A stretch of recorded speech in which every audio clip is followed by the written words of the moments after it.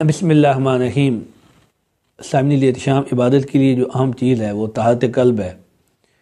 جب تک انسان علائق دنیا سے تعلق توڑ کر اپنے رب کی طرف مکمل توجہ نہیں کرے گا تو اس کی عبادت کی تکمیل نہیں ہوگی۔ عبادت کی تکمیل کے اسی زینے کا نام تصوف ہے۔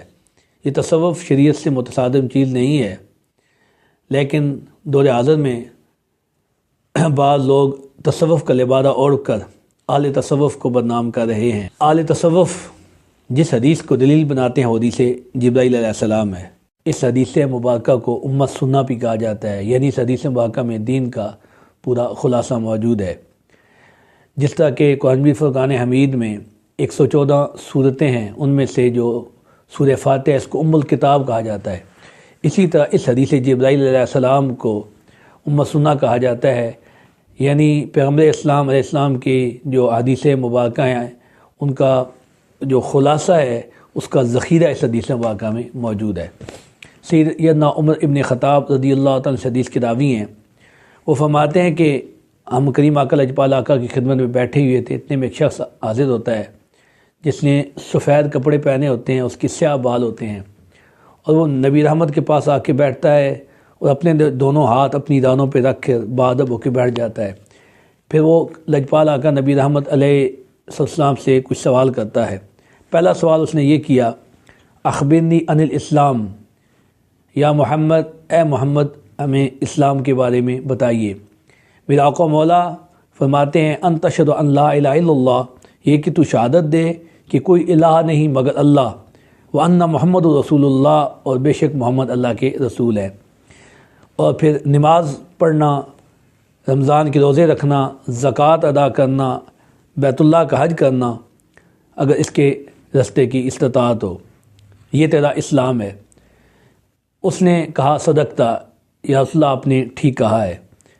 پھر اس نے سوال کیا مل ایمان، یا رسول اللہ ایمان کیا ہے؟ حضرت عمر کہتے ہیں کہ ہم اس بات پر حیران ہوتے ہیں، وہ خود ہی سوال کرتا ہے اور خود ہی صدقتا، خود ہی اس کی تصدیق کرتا ہے۔ اس نے دوسرا سوال کیا مل ایمان، یا رسول اللہ ایمان کیا ہے؟ تو آقا مولا نبی رحمت علیہ السلام نے ارشاد فرمایا یہ کہ تو اللہ پر ایمان لائے، فرشتوں پر ایمان لائے، کتابوں پر ایمان لائے، رسولوں پر ایمان لائے، دن آخر پر، قیامت پر ایمان لائے، اور اچھی اور بری تقدیر پر ایمان لائے۔ تیسرا اس نے سوال کیا یا رسول اللہ اخبرنی عن الاحسان، مجھے احسان کے بارے بتائیے۔ تو نبی رحمت علیہ السلام نے فرمایا یہ کہ تو اللہ کی ایسے عبادت کرے جیسے کہ تو اسے دیکھ رہا ہے، اگر یہ کیفیت نہیں بنتی تو اس طرح عبادت کر کہ اللہ تجھے دیکھ رہا ہے۔ اور بزرگان دین اس بارے فرماتے ہیں خدا کو دیکھنے سے مراد ہے مشاہدہ، یعنی تو خدا کو دیکھے اسے مشاہدہ کہتے ہیں، اور خدا تجھے دیکھے اسے مراقبہ کہتے ہیں۔ امتی کی عبادت مراقبہ والی اور نبی کی عبادت جو ہے وہ مشاہدے والی ہے۔ نبی خدا کو دیکھتا ہے، امتی خدا کو نہیں دیکھ سکتا، اور خدا امتی کو دیکھتا ہے، اس لیے نبی کا ایک سجدہ امتی کے کروڑوں سجدوں سے افضل ہے، اور نبی پاک کا ایک حج امتی کے چاہے جتنے مرضی حج کر لیں ان کے برابر نہیں ہو سکتا۔ پھر اگلا سوال جو اس نے کیا وہ سوال یہ تھا کہ اخبرنی عن الساعہ، کہ ہمیں قیامت کے بارے بتائیے کہ قیامت کب آئے گی۔ تو نبی رحمت علیہ السلام نے ارشاد فرمایا کہ جتنا سوال کرنے والا جانتا ہے اتنا ہی جس سے سوال کیا جا رہا ہے وہی قیامت کے بارے میں وہ بھی اتنا ہی جانتا ہے۔ پھر اس کے بعد اس نے پوچھا کہ قیامت کی نشانیاں کیا ہیں۔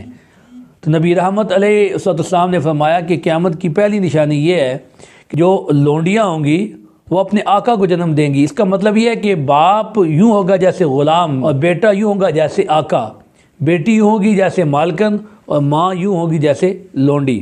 قیامت کی دوسری نشانی یہ ہے کہ ننگے اور بھوکے چلوائے وہ بڑی بڑی بلڈنگ بنائیں گے، اس پر وہ فخر کریں گے۔ حضرت عمر رضی اللہ تعالیٰ عنہ فرماتے ہیں یہ سوال کر کے تو وہ جو سوال کرنے والا تھا وہ اٹھ کے چلا گیا۔ تو نبی پاک علیہ السلام نے صحابہ سے پوچھا کہ تم اسے جانتے ہو یہ کون تھا؟ تو صحابہ نے کہا یا رسول اللہ، اللہ و رسول عالم، اللہ اس کا رسول بہتر جانتا ہے۔ تو آپ نے فرمایا یہ حضرت جبرائیل تھے اور تمہیں تمہارا دین سکھانے آئے تھے۔ اچھا، یہاں یہ جو سوالات و جواب ان کو حدیث جبرائیل علیہ السلام کے نام سے یہ معروف ہیں۔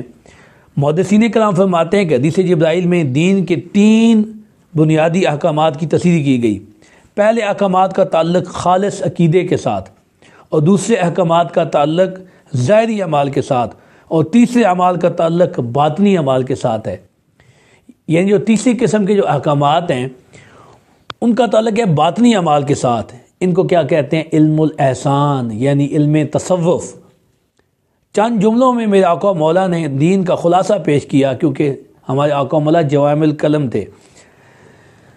تصحیح عقائد کے سلسلہ میں کتاب و سنت میں جو ہدایات دی گئی ہیں ان کو علم الکلام، اعمال ظاہرہ کے متعلق جو رہنمائی کتاب و سنت نے کی اس کی تشریح کے لیے علم الفقہ، جبکہ اصلاح باطن کے متعلق جو باتیں کتاب و سنت نے بتائیں ان کی تفصیل کے لیے علم تصوف یہ مدون کیا گیا۔ اس علم تصوف میں انسان کے دل اور نفس کو پاک کر کے اس کی اصلاح کی جاتی ہے تاکہ بندے کا دھیان اللہ کی طرف رہے، اس کو اس کی رضا حاصل ہو جائے۔ اچھا، اس اصلاح کے بھی دو اجزاء ہیں، ظاہری اصلاح، باطنی اصلاح۔ ظاہری اصلاح سے مراد ہے کہ ظاہری اعضاء سے صادر ہونے والے گناہ جیسے کہ جھوٹ ہے، غیبت ہے، بہتان ہے، چوری ہے، بدکاری ہے، یہ چھوٹ جائیں۔ عبادات و معاملات اور معاشرت یعنی زندگی کا شعبے میں اچھی صفات اپنا کر بندہ مکمل یکسوئی کے ساتھ دین پر عمل پیرا ہو سکے۔ اور باطنی اصلاح سے مراد بندے کا عقیدہ درست ہو جائے، بندے کے عقائد درست ہو جائیں، یعنی اللہ کی ذات اور صفات پر ایمان مضبوط ہو جائے۔ دل اور نفس کے گناہ یعنی بری صفات جیسے کہ حسد ہے، بغض ہے، کینہ ہے، ریا ہے، تکبر ہے، اس کی اصلاح ہو جائے، اور بندہ اللہ کی محبت حاصل کر لے۔ اور اچھی صفات مثلا عاجزی ہے، اخلاص ہے، صبر ہے، شکر ہے، توکل ہے، تسلیم ہے، رضا ہے اور خوف الہی ہے، یہ بندے کو حاصل ہو جائیں۔ انہی اوصاف جمیلہ کو اپنانے اور اوصاف مذمومہ سے دامن بچانے کو علم تصوف کا مقصد بتایا گیا ہے۔ اللہ کے جو ولی ہیں وہ اس کے بارے میں کیا فرماتے ہیں؟ اولیاء اللہ فرماتے ہیں تصوف ہر اعلیٰ خلق میں داخل ہونے اور ہر ذلیل خلق سے نکلنے کا نام ہے۔ اور ہمارے پیر و مرشد امام ربانی قندیل نورانی قوت یزدانی حضرت مجدد الافسانی علیہ الرحمہ فرماتے ہیں تصوف شریعت پر اخلاص سے عمل کرنے کا نام ہے۔ آپ کیا فرماتے ہیں؟ تصوف شریعت پر اخلاص سے عمل کرنے کا نام ہے۔ اچھا سامعین، یہ تصوف کوئی نئی یا اچھوتی کوئی چیز نہیں ہے، بلکہ نفس اور قلب کی اصلاح کر کے تمام ظاہری اور باطنی گناہوں کو چھوڑ کر اللہ کو راضی کرنا اور اخلاق حمیدہ اپنانا، یہ ہے تصوف۔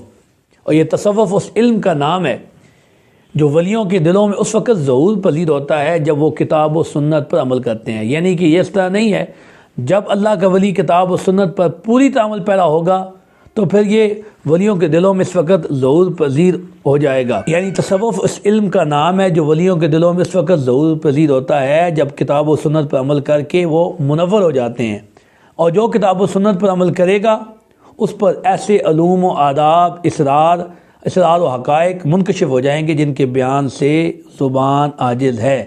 لیکن یہ بات یاد کر لیں کہ تصوف کی جو نہر ہے وہ شریعت ہی کے چشمے سے نکلتی ہے، یعنی اہل اللہ کے علوم میں سے کوئی چیز پہ شریعت سے باہر نہیں ہے۔